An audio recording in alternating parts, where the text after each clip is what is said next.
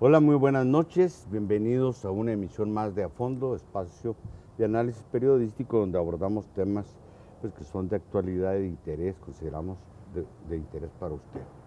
Quiero pedir una disculpa porque no avisé que iba a tomarme un periodo de descanso, no sé si merecido, pero sí necesario para un servidor, y por eso pasamos 2 programas, pero nos vamos a actualizar y en esta ocasión vamos a abordar 3 temas pues que han estado en el foco de la atención pública. Me refiero al asunto del último análisis que dio a conocer el Consejo Nacional de Evaluación de Políticas de Desarrollo Social, Ceneval se le conoce. Coneval.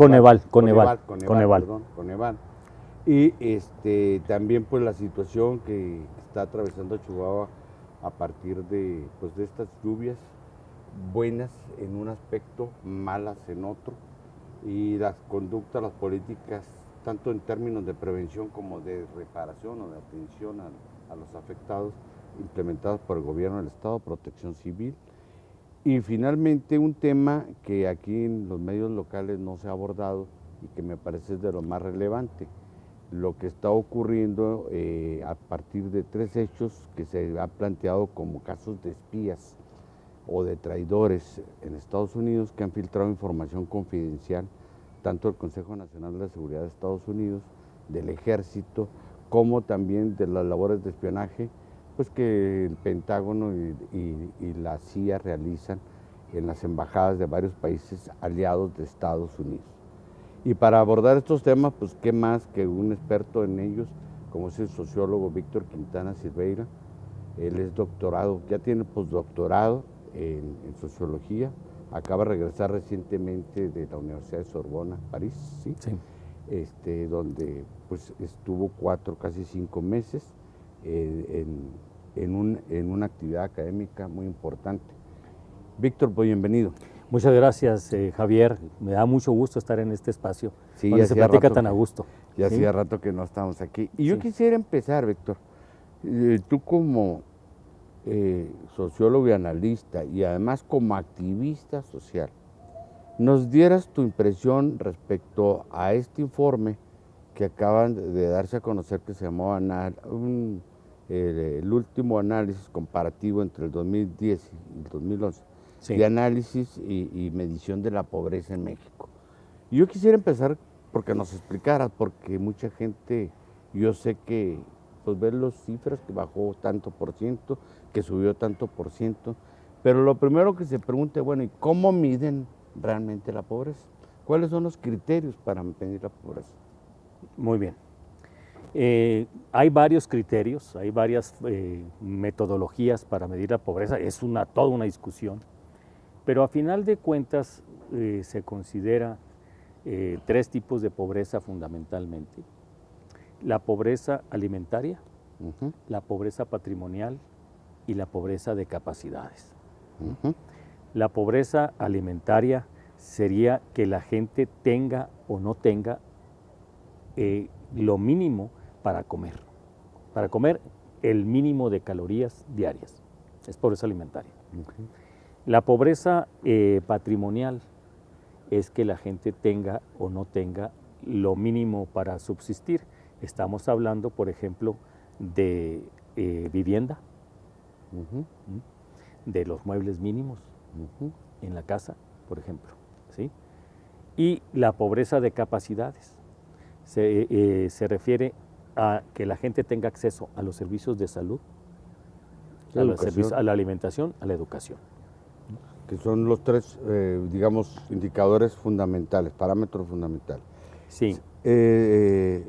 Coneval, dices que es Consejo. El Consejo Nacional de Evaluación de la Política Social. En su análisis reciente habla de lo que le llama así, pobreza moderada y pobreza extrema.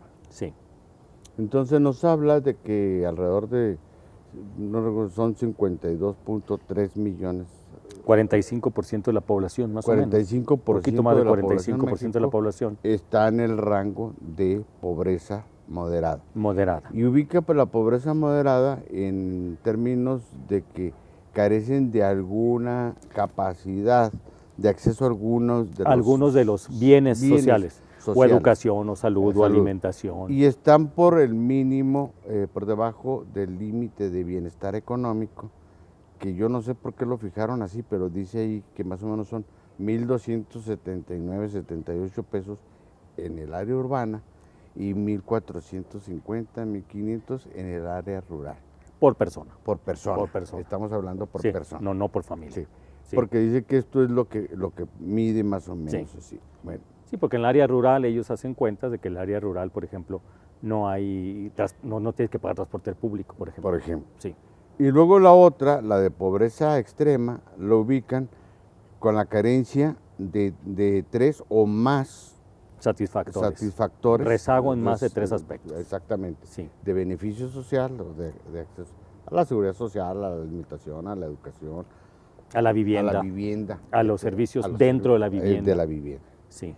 Y un límite de ingreso inferior, en este caso, al mínimo que se considera indispensable para sobrevivir, que lo sitúan en 1.200 o 1.100 en lo urbano, y 800 en lo rural.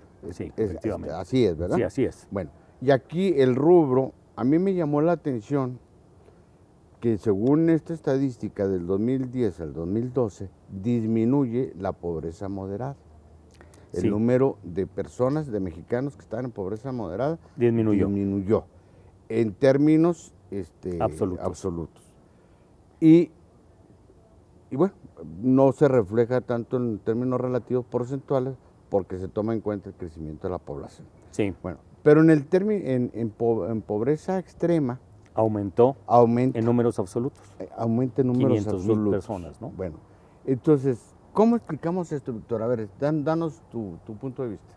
Mira, explicamos esto por un modelo económico tremendamente estático, que no genera suficiente riqueza y la que genera no la distribuye bien.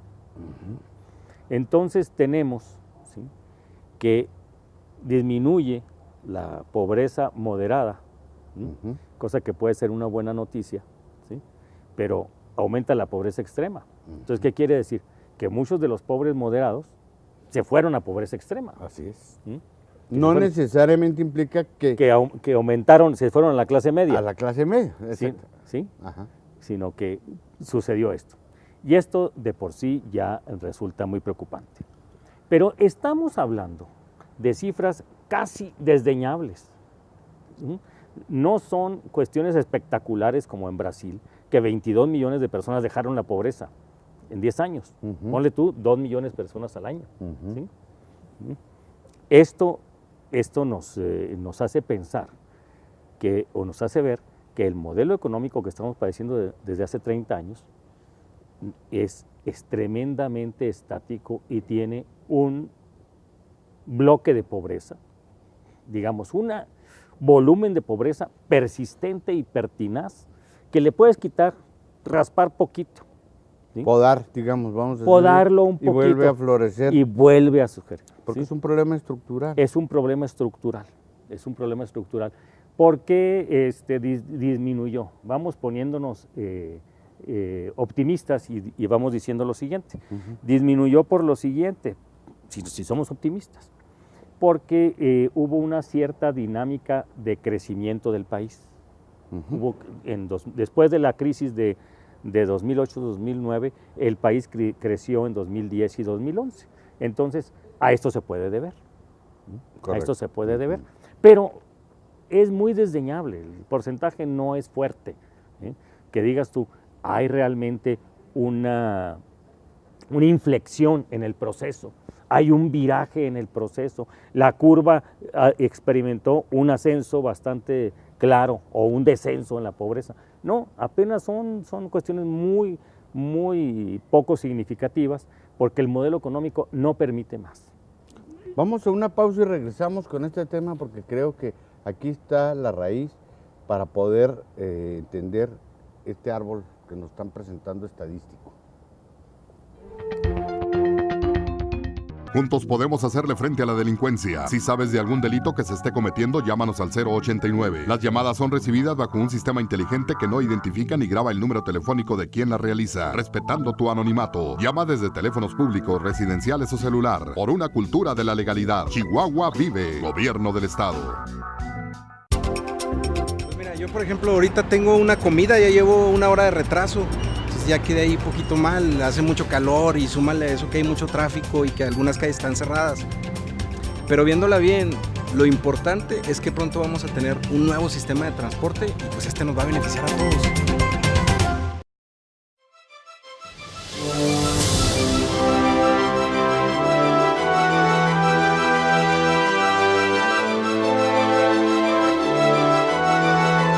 Empezar desde cero.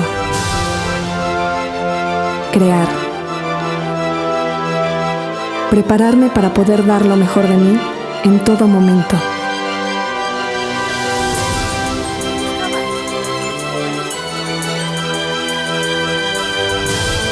Creer en lo que hago y darme cuenta que otros también creen en mí.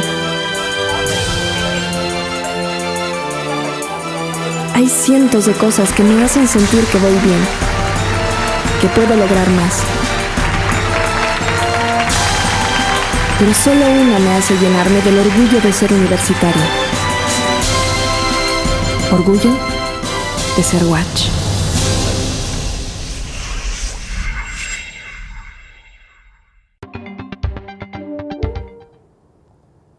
Las estadísticas pues son solo una expresión cuantitativa de una realidad, de dramas humanos, de situaciones sociales, fenómenos económicos, que tienen que ver con todo el entorno social. Y por eso le preguntábamos a Víctor en el segmento anterior a qué se debe estas variaciones, que él, para empezar, y creo que es muy atinada su observación, pues nos dice, estamos hablando de porcentajes que son muy pequeños. Yo estuve revisando los 10 estados que tienen los índices más altos digamos, de mitigar la pobreza moderada. Sí. Son 10, Chihuahua está en el 7º lugar. Sí. Y de esos 10, pues estamos hablando de 1.200.000 personas, de una población de 100 y pico de millones. 117 millones de habitantes. Millones de habitantes, pues que realmente es un porcentaje muy Ni siquiera el 1%. reducido.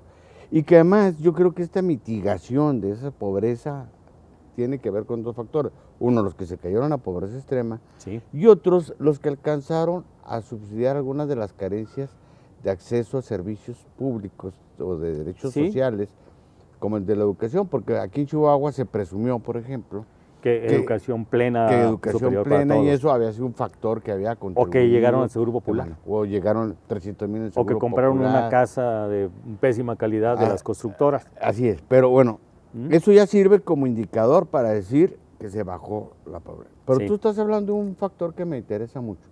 De acuerdo al mismo análisis que se hace ahí, se señala que hay 2 problemas estructurales que son los que jalan o los que hacen que todas estas políticas públicas en materia de educación, de alimentación, no tengan el impacto que deberían de tener.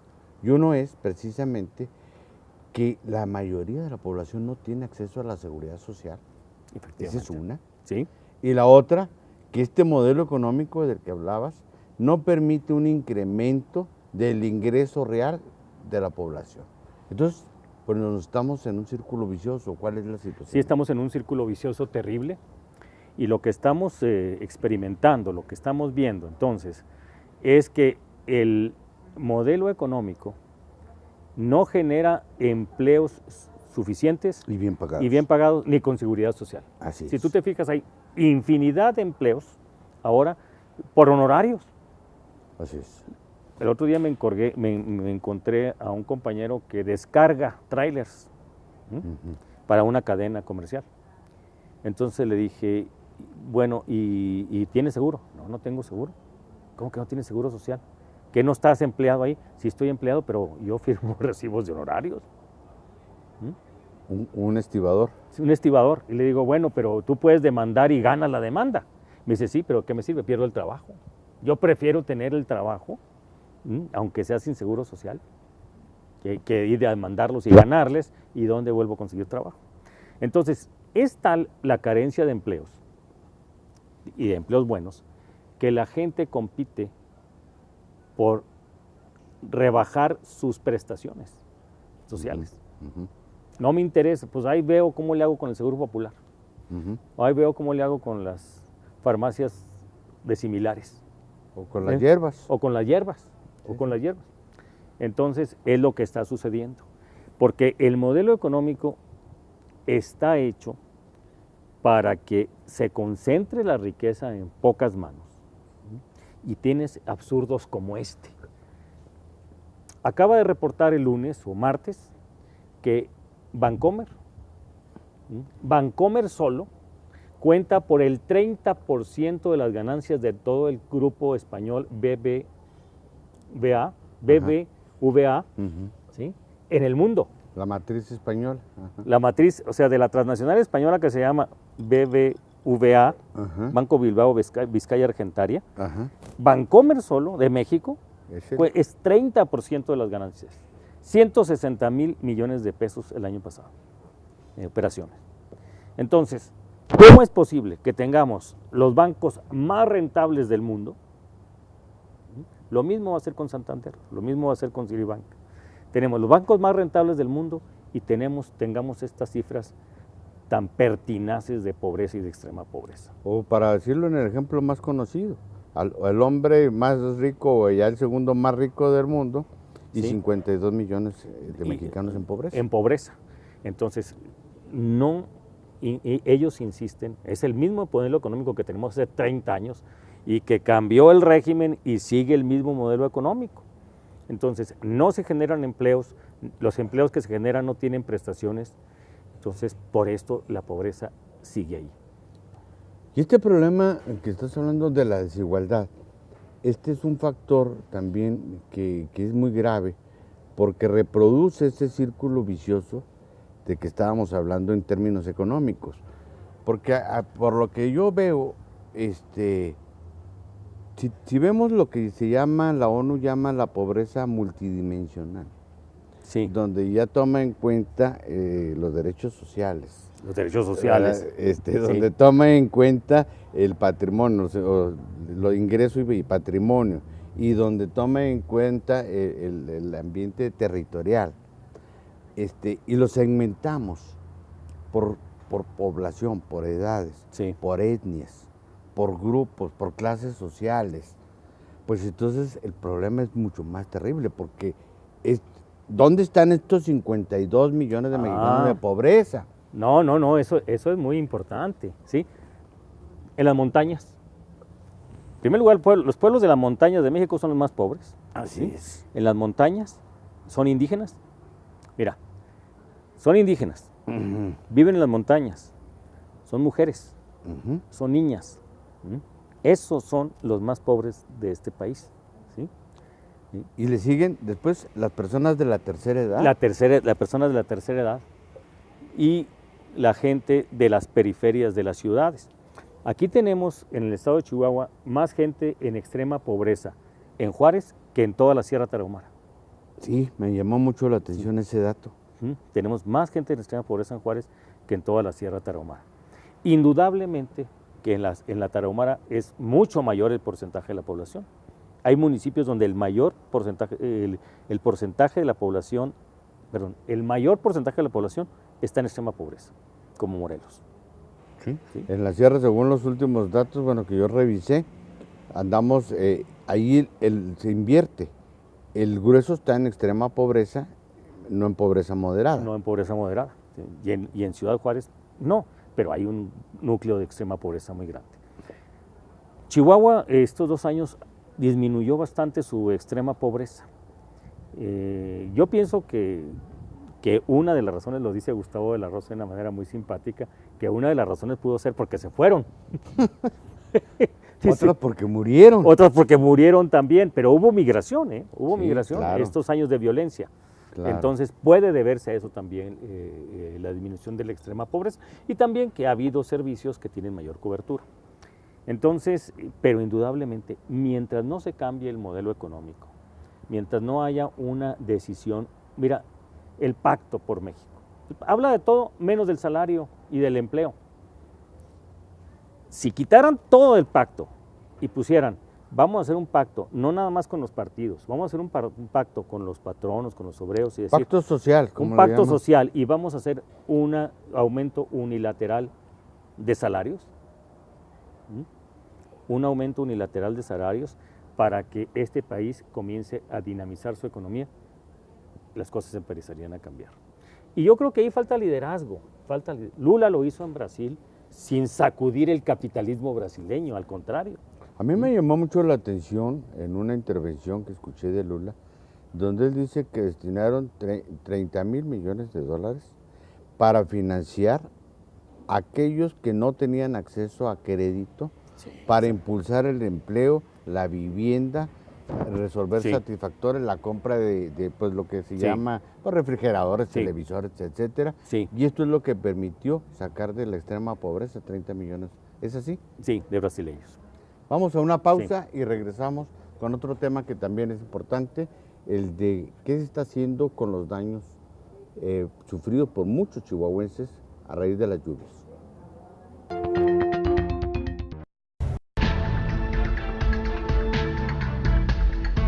Lamentablemente, jugar con la vida de otros a muchos les parece gracioso, movilizando inútilmente las unidades, haciendo mal uso de los números de emergencia. El 066 puede salvarte la vida, no juegues con él.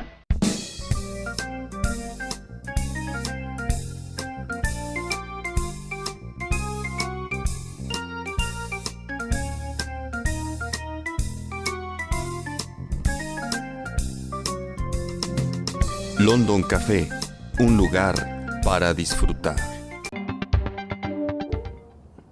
Pues uno de los temas que han estado en la agenda mediática es justamente el asunto de las lluvias. Todos nos congratulamos de que después de muchos años de intensa sequía llueva en nuestra entidad, pero evidentemente ni el Estado, ni nosotros como sociedad, ni las familias, ni las empresas mismas estamos preparados para hacer frente a contingencias ambientales de esta naturaleza. Entonces, esto provoca cuantiosos daños. Bueno, según lo que dio a conocer el gobernador del estado hace algunos días, dijo que en términos de infraestructura, fíjese, a mí me sorprendió la cifra, dijo que los daños ascendían a más de 1,000 millones de pesos, que en términos de vivienda eran más de 100 millones de pesos, y en términos de daños va parte de la infraestructura, pero lo quiero singularizar en las carreteras. Por ejemplo, tan solo en la Ciudad Juárez se dañaron 120 kilómetros y que eso asciende a más de 200 millones de pesos. Víctor, tú que conoces muy bien la geografía de Chihuahua, el campo, ponme en una balanza beneficios y perjuicios de esta situación y de si lo que se está haciendo es lo adecuado o qué es lo que faltaría para prevenir, para evitar mayores destrozos. Indudablemente que los beneficios pesan más que los perjuicios. Y esto lo digo con mucho dolor porque hay alguna gente que se queda sin familia o que se le ahogó un ser querido, pues va a decir que terrible. Pero yo pienso que los beneficios son muchísimos. Mira, en primer lugar, hay una regeneración de la naturaleza. Claro. Los pastos estaban muy acabados, muy agotados los pastizales en el estado, y hay una regeneración de pastizales. Y esto de por sí, la renovación de la capa vegetal es un beneficio. Se cargan los mantos acuíferos que estamos agotando a pasos agigantados. Entonces se recargan los mantos acuíferos, aunque tarden años y años en llegar al manto lo que llueve, pero se recargan los mantos acuíferos. Indudablemente la agricultura es muy beneficiada, la ganadería es muy beneficiada, empiezan a caer agua a las presas, hay mucho menos estrés hídrico, lo que le llaman estrés hídrico, en todos los niveles. Entonces, es un beneficio indudable la lluvia. Como dice la gente, el agua, como sea, y a cual sólida, líquida, gaseosa, pero como sea, es bienvenida. Entonces, indudablemente. Y los perjuicios del agua, muchos son evitables. El Evangelio dice que Dios hace llover sobre buenos y malos. Ujú. Y la sociología dice, sí, Dios hace llover sobre buenos y malos, pero la lluvia afecta de diversa manera, no a los buenos y a los malos, sino a los ricos y a los pobres. ¿Sí? O sea, la lluvia, sea poca, la sequía o la lluvia, afectan muy diferenciadamente a ricos y a pobres. Claro. ¿Sí? Un ganadero pobre, hay sequía, pues pierde sus vacas. Un ganador rico se le disminuye su hato, pero no las pierde. Tan sencillo es. como eso. O tiene la posibilidad de exportarlas en oportunidad, todavía a Sí. buen precio, y el otro las tiene que vender a mal precio. Exactamente. ¿Cuándo has visto tú que digan desalojo masivo de viviendas en la colonia Lomas del Santuario No, pues no. o en Quintas del Sol? No, porque no hay problemas. No hay problemas, ¿no? No hay problemas, ¿sí? ¿Por qué? Porque las construcciones están hechas de acuerdo a las capacidades económicas y supervisadas también de acuerdo a los intereses. Yo creo que buena parte, bueno, tenemos carreteras y tenemos viviendas y tenemos otras zonas que no son ni carreteras ni viviendas, como el aeropuerto. Las carreteras, indudablemente que las lluvias le hacen daño a las carreteras. ¿Sí?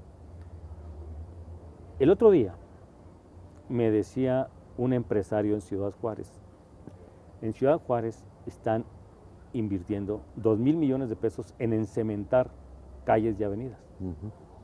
Y me decía, Víctor, ¿cuándo has visto una calle encementada en El Paso? ¿Tú has visto? ¿No? No hay calles encementadas en El Paso. ¿Eh? Sí, sí. Y sin embargo no ves baches, Es asfalto. es asfalto. Entonces, ¿qué es lo que pasa? Pues que es un asfalto de excelente calidad. Entonces, lo que tenemos aquí es que hay asfalto de muy mala calidad. ¿Sí?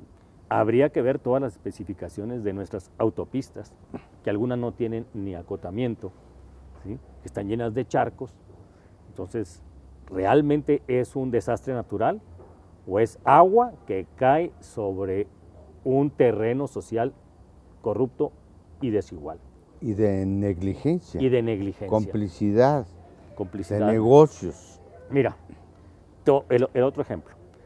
Yo digo que se convirtió en los días pasados en el villano favorito a OMA. Sí. No voy a defender a OMA, La empresa administradora del aeropuerto Internacional de Chihuahua. No lo voy a defender. Creo que es una empresa que tiene muchas deficiencias. Carísimo. Digo, tú te vas a tomar una cerveza al interior del aeropuerto y te sale más cara que en cualquier restaurante de lujo. Mal servicio. Entonces, no voy a defender a OMA. Sin embargo, hay algo muy importante. Creo que todo ese linchamiento que hubo de OMA, que fue un linchamiento, era para echar la cortina de humo sobre otros daños. Ujú. Bueno, la misma inundación del aeropuerto parece que fue en buena medida provocada por toda la serie de urbanizaciones y obras de vivienda que se hicieron ahí en colindancia, ¿sí? Que hicieron que se taparan los desfogues naturales del agua y inundaran el aeropuerto.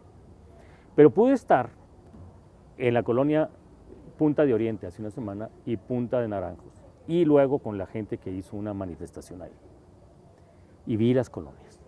Mira, son colonias donde las casas que les costaron 300,000 pesos a la gente y que tienen 2 recámaras, escasamente tienen 50 metros cuadrados. Escasamente 50 metros cuadrados 300,000. le costaron 300,000 pesos a un lugar que está a 17 o 20 kilómetros, según por donde te vayas, del centro de la ciudad de Chihuahua. Allá al borde de la Sierra de Santa Eulalia. Hasta allá están. Entonces, ¿qué es lo que sucede? Empiezan a asentarse las casas porque no están bien apisonados los terrenos o porque no están bien drenados los arroyos. Entonces empiezan las casas a asentarse, indudablemente se cuartean las paredes primero y luego se cuartean las losas. Una señora nos dijo, mi casa tiene 45 metros cuadrados de construcción y 29 goteras. Una gotera por cada 2 metros cuadrados. Pues sí. 29 goteras. ¿sí? Se transmite el agua por el suelo, está llena de hongos las paredes. Entonces pregunta uno, bueno, ¿y el permiso? ¿Por qué se extendieron permisos de urbanización de esta manera? ¿Por qué no se cuidó que hubiera buenos drenes del agua que baja de la serranía, de allá de Santa Eulalia? ¿Sí? ¿Por qué se hicieron vialidades que inmediatamente son bloqueadas, como la calle Ecos? O sea, ¿qué pasó con el IMPLAN, Instituto Municipal de Planeación? No hay una instancia que vigile la calidad de las viviendas de la gente. Profeco se está portando bien, por cierto, pero ya es a posteriori. Sí, pues ya recibir las denuncias, las quejas y darles trámite, que por cierto, no. Pero ¿quién va a responder por esos daños? Esa es la pregunta. Las compañías, las empresas constructoras, las dependencias que autorizaron a esas empresas constructoras, alguien tiene que responder por esos daños. Y ahí no debe hay que terminar con esa impunidad ahí. Porque yo creo que en primer lugar las empresas deben responder. Claro. ¿Sí? Deben responder.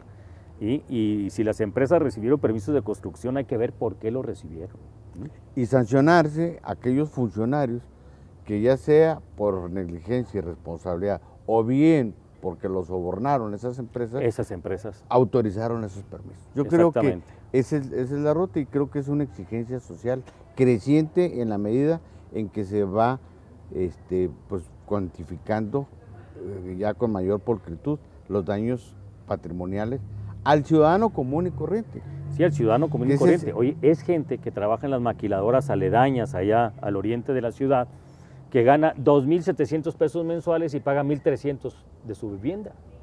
Y todavía adicionalmente ya invirtió mucho en tapar esas goteras, en arreglar ya perdió sus muebles, ya se echó a perder la tele. Ya se quedó endrogado. Sí. Vamos a una pausa y regresamos con el otro tema que les mencioné al inicio del programa, el de las filtraciones informativas, si es espionaje o no, o que en presencia de qué fenómeno internacional cada vez más interesante estamos. De las filtraciones de agua a las filtraciones informativas.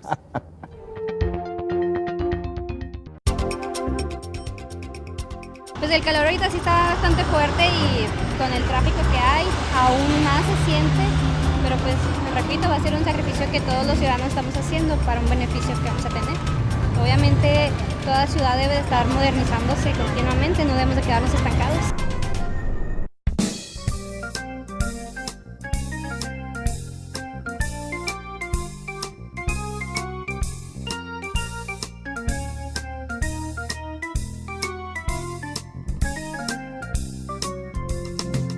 London Café, un lugar para disfrutar. Seguramente, porque parece de película, usted le ha dado seguimiento a lo que se ha estado publicando. Primero fue el caso del fundador de pues, un portal de internet que dio a conocer información clasificada, considerada confidencial, relacionada con las labores de espionaje de la CIA a sus presuntos gobiernos aliados, tanto en América Latina como en Europa, a través de las embajadas, y ahí está incluido desde luego México. Me refiero al fundador de Wikileaks, sí, Julian Assange. Julian Assange, australiano él, que actualmente pues está refugiado en la Embajada de Ecuador en Londres, porque ahí la Gran Bretaña le inventó pues, un juicio, y digo lo inventó porque ya se comprobó que fue montado por presuntos abusos sexuales contra unas jovencitas, y pues lo querían detener pues para castigarlo. Ahí le dieron asilo y ahí está. Posteriormente se dio a conocer el caso de otro excontratista que trabajó para se llama Agencia Nacional de Seguridad de Estados Unidos, ¿verdad? Sí.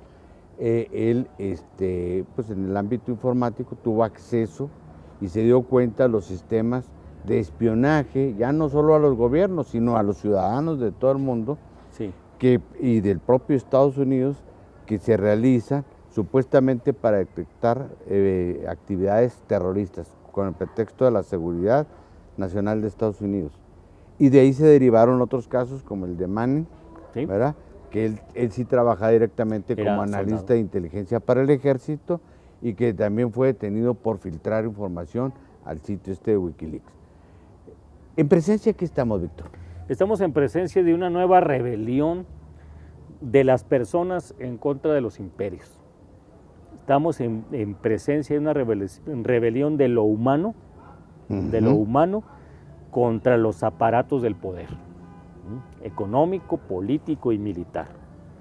Por eso yo considero que tanto Assange como Manning, que acaba de ser condenado, y Snowden, que está exiliado en Rusia, les acaban de dar asilo en Rusia, son héroes globales. Son un nuevo tipo de héroes globales, y lo interesante acá es que son traidores para el poder, son traidores para el imperio, ¿sí? Y en cambio son héroes, yo creo que para toda la ciudadanía global. ¿Por qué? Porque ellos logran detectar el punto de vulnerabilidad, que no es fácil detectarlo, en este imperio aparentemente tan avasallador de la industria, del complejo industrial militar, la tecnología y todo esto. Ellos logran, o sea, a final de cuentas, por muy buenos aparatos que tengan, ¿sí?, tienen que operarlo personas. Así es. ¿Sí? Y a las personas, no puedes controlar a todas las personas todo el tiempo. Yo creo que es un principio que deberían ellos tener en cuenta. Y además demuestra esto que por encima de cualquier tecnología sofisticada, pues se antepone la dignidad de la conciencia humana. Sí. Por encima de esa tecnología. Por encima de esa tecnología. Y que por encima del temor, las personas tienen la valentía, tienen la convicción de rebelarse. O sea, a este muchacho, el más reciente, Snowden, prácticamente le están deshaciendo la vida. Claro. Le están deshaciendo la vida. Sí, afortunadamente encontró asilo en Rusia, pero no le va a ir tan bien en Rusia. No, y además es por un año, es temporal. Sí. Todavía falta ver qué es lo que ocurre. Pero fíjate, estamos hablando de dos fenómenos que a mí me llaman la atención. Y me parece, en el caso de Mann, que ya fue condenado por un jurado, pero lo condenan por filtrar información. Al enemigo. No, pero no por espía. No por espía. Es que hay una contradicción ahí exactamente. tremenda. Sí. Porque, bueno, primero lo acusaron de espionaje. Pero no era espionaje. Pues no, porque no estaba trabajando para ningún gobierno ajeno al de Estados Unidos. Exactamente. Simplemente a un medio de información, que en este caso Wikileaks, le hizo llegar información confidencial que el sitio consideró de interés público y divulgó. Sí. Entonces, pero ahí no hubo un pago de por medio. No hubo un pago de por medio ni fue contratado por una empresa por un gobierno extranjero. Entonces, por eso ahí la pregunta es, y creo que todos los periodistas incluso nos lo debemos hacer, sí. ¿Traidores a qué o a quién? Porque ellos lo que están haciendo es divulgar un bien público, que es la información. Exactamente. El asunto es que fue tan mañosamente arreglado el juicio. El juicio se radica en una localidad de Virginia, del estado de Virginia, donde la mayoría de los habitantes trabajan para el gobierno federal de Estados Unidos. Entonces los jurados son reclutados de ahí. ¿Sí? Y estas consideraciones éticas tan importantes que tú estás haciendo ahorita, ¿bien?, como el bien jurídico a salvaguardar, que es la información, eso no les importan a ellos. Ellos nada más tienen la visión de la Guerra Fría todavía, los buenos y los malos. Entonces, los buenos somos, ni siquiera todos Estados Unidos, los buenos son para ellos los que están trabajando para el gobierno y sus aliados, y todo lo demás son malos potenciales. Así es. Y el otro aspecto que creo que me llama mucho la atención, pues que sean jóvenes, porque son muy jóvenes. Sí, son muy jóvenes. Con una carrera prometedora en términos económicos, de holgura económica, y optaron por renunciar a todo eso, rescatando, no me acuerdo quién lo dijo, pero dijo, nosotros hicimos esto porque no queremos vivir en una sociedad donde nos vigilen y nos estén espiando toda nuestra vida. Mira, Ahora se habla mucho, ya hay muchos años que están hablando de los famosos valores, y predican los valores, y esto nos muestra que los jóvenes se guían por valores, ¿sí? Y aquí lo que hay que explicitar son los valores que tú dices, o sea, un valor, yo no quiero vivir en una sociedad que me espíe y me controle, yo pongo la libertad de las personas, la libertad a su vida privada, la libertad de difundir la información pública como valores realmente. Entonces, yo siento que es necesario difundir estas cosas. Generalmente se habla de valores y se resaltan los valores de gente que no pone en cuestión al sistema, como la Madre Teresa, por ejemplo. Así es. ¿Sí? A la Madre Teresa, pues no ponen en cuestión al sistema. Estos muchachos sí ponen en cuestión al sistema, ¿sí? Entonces no se divulgan tanto los valores. Y lo ponen en cuestión que incluso sorprendieron y han evidenciado, exhibido, ¿verdad? A los gobiernos europeos y latinoamericanos, que les están diciendo, mira, te están espiando, aquí están los documentos, y no han tenido ni siquiera, ¿verdad? Ya la dignidad de cuando menos hacer un reclamo diplomático y pedir una explicación satisfactoria al respecto, o de exigir pues una reparación del daño. Y no me hables de la lamentable postura de la Secretaría de Relaciones Exteriores de México, que creo que hizo una pregunta por ahí, una tímida pregunta nada más, o que está ahorita de guardiana de los hijos de Montiel, ¿no? Fíjate nomás. Sí. Fíjate o sea, nomás. a eso se ha reducido la diplomacia mexicana. Pero volviendo al tema yo creo que Assange, Manning y Snowden son héroes posmodernos, son héroes contemporáneos de la postguerra fría, ¿sí? De este mundo unipolar, y creo que ellos están poniendo el ejemplo de esa rebelión que debe hacerse Mira, esto me recuerda a esas películas de ciencia ficción, donde hay un imperio poderoso con máquinas y todo, y allá refugiados en un desierto o en los subterráneos, o en un sótano, hay un grupo de rebeldes, ¿no?, que están luchando contra el imperio. Ese ejemplo me da. ¿Sí? Vamos al segmento final de conclusiones de esta interesantísima conversación con el sociólogo Víctor Quintana.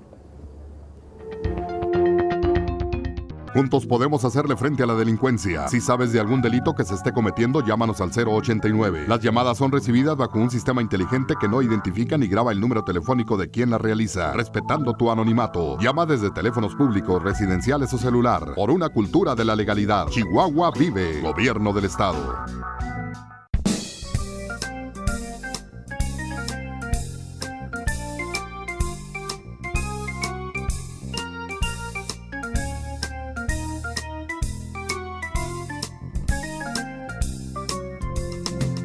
London Café, un lugar para disfrutar.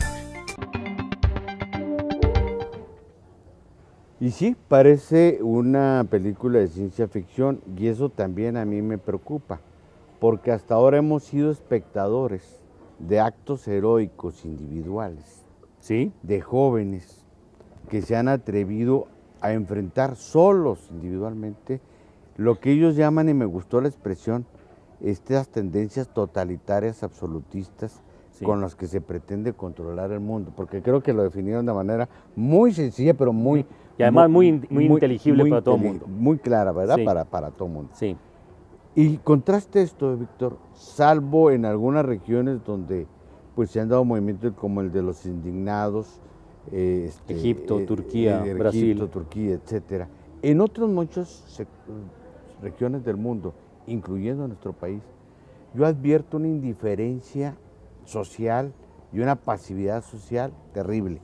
A pesar de que están en puerta reformas estructurales como la energética, la financiera, la sanitaria, que nos van a repercutir de manera directa en nuestros bolsillos, en nuestros niveles de bienestar, yo veo que estos temas a la gente ni le inmutan. ¿Qué está pasando, Víctor? Tú en tu carácter de sociólogo, mira, pues, ¿qué adviertes en esto? Lo fenómeno? platicaba hace 15 días con, a mi juicio, uno de los mejores sociólogos de México, Sergio Cermeño, autor de un excelente libro sobre el movimiento del 68. Y platicábamos esto. y decía, bueno, ¿por qué Brasil sí y México no? ¿Por qué en Brasil se da este movimiento tan fuerte? Fíjate, y se da contra la FIFA. ¿Quién iba a pensar que los brasileños iban fanáticos a rebelarse del fútbol se iban a rebelar contra la FIFA y contra los gastos y las condiciones que le impuso a Brasil? o contra la visita del Papa, siendo el país con mayor número de católicos. Mayor número de católicos, ¿no? También por los gastos. Y que por cierto el Papa revirtió bien las cosas. ¿eh? Sí. Mis respetos a Sí. Francisco, ¿no? Sí. Indudablemente. Bueno, ¿qué es lo que puede ser? Un factor de explicación no es unifactorial, yo creo que puede ser multifactorial, es lo que decíamos al principio. Fíjate que las rebeliones, salvo en los países europeos, las rebeliones, por ejemplo, en Turquía y en Brasil, se dan en momentos de gran despegue económico. Ujú. El movimiento del 68 en México no se da en momento de crisis económica. No. Se da en un momento de despegue económico también. ¿Sí? Como que cuando la gente empieza a sacar un poquito la cabeza de la angustia económica cotidiana, ¿sí? ¿Sí? Y empieza a ver empieza a decir, es que ya estoy solucionando mis problemas básicos, pero están esto y estos y estos, empieza la gente a protestar, ¿sí? Empieza la gente a exigir. En cambio, en las situaciones de crisis hay una especie de trueque de libertades y derechos, incluso conquistados con antelación, por niveles de seguridad y de satisfactores elementales. Indudablemente. Eso me lo decía en español porque yo le pregunté, bueno, ¿qué está pasando en España? Le digo, ¿cómo es posible que ustedes permitan que les reduzcan las pensiones, que les quiten derechos de seguridad social, que la sanidad ya no tenga el carácter universal que tenía? Conquistas que lograron a altos precios. No, dice, pues por eso. Sí. La gente tiene miedo. La gente tiene miedo, entonces eso. La gente está demasiado implicada en los problemas de la subsistencia, ¿sí? De la subsistencia mínima, que, pues ven, 36%, 40% si mucho de participación electoral en Chihuahua. ¿Sí? Por eso. Ese es un factor para mí importante. Otro factor para mí importante es la mediatización tremenda que tenemos a través de los medios dominantes. De los medios dominantes donde hay banalidad, donde no hay verdadero debate, donde se construyen percepciones. ¿Sí? Por ejemplo, se sigue construyendo la percepción de que Andrés Manuel López Obrador es un peligro para México. ¿Sí? Y los que fueron peligros, no peligros, sino realidades sí. Como Calderón, ¿sí? Están en Harvard. Están en Harvard, ¿no? Sí. O Alejandra Sota, que sacó una vergüenza contratos de 38 millones de pesos siendo la coordinadora de comunicación social de Calderón, uno de ellos de 9 millones de pesos un mes antes de que terminara el sexenio, ¿sí?